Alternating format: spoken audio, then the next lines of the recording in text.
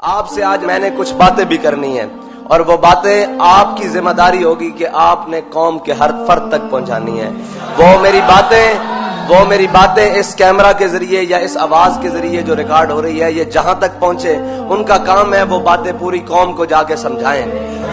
ہاں، اب ہم نے لچھے دار تقریروں میں آ کے کشمیر کی طرح مسئلہ بھول نہیں جانا،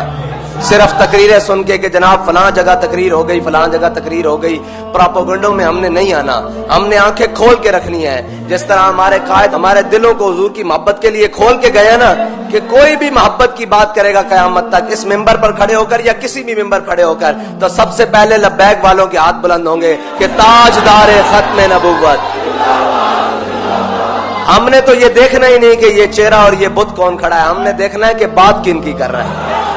بات مالکوں کی ہو رہی ہے یا نہیں ہو رہی۔ جو ہو رہی ہے تو ہم نے ایسے دونوں ہاتھ بلند کر لینے ہیں، اور اگر نہیں ہو رہی تو ہم نے اس کو ایک سبق سنانا ہے کہ انہیں جانا انہیں مانا، نہ رکھا غیر سے کام۔ ہم تجھے غیر سمجھتے ہیں اس لیے کہ تو میرے آقا و مولا کی بات ہی نہیں کر رہا، اور جو کوئی بات کرے گا ہم اس کے پیچھے ہاتھ باندھ کے کھڑے ہو جائیں گے۔ جو عملاً بھی کر کے دکھائے گا کہ میں حضور کی ناموس کے لیے یہ عمل کر رہا ہوں، یہ میں عملاً یہ چیز کر رہا ہوں، صرف باتوں سے نہیں بات بنے گی۔ باتوں سے استاد صاحب فرمائے تھے ہن گلاں نال کام بڑا اگے ود گیا، ہن کر کے دکھانا پائے گا۔ فرماتے سن ایک گلاں اسی کافی دیر دے سنتے آ رہے ہیں، ساڈے قائد نے سانو ہر گل کر کے دکھائی تاں اساں انہاں نوں منیا نا۔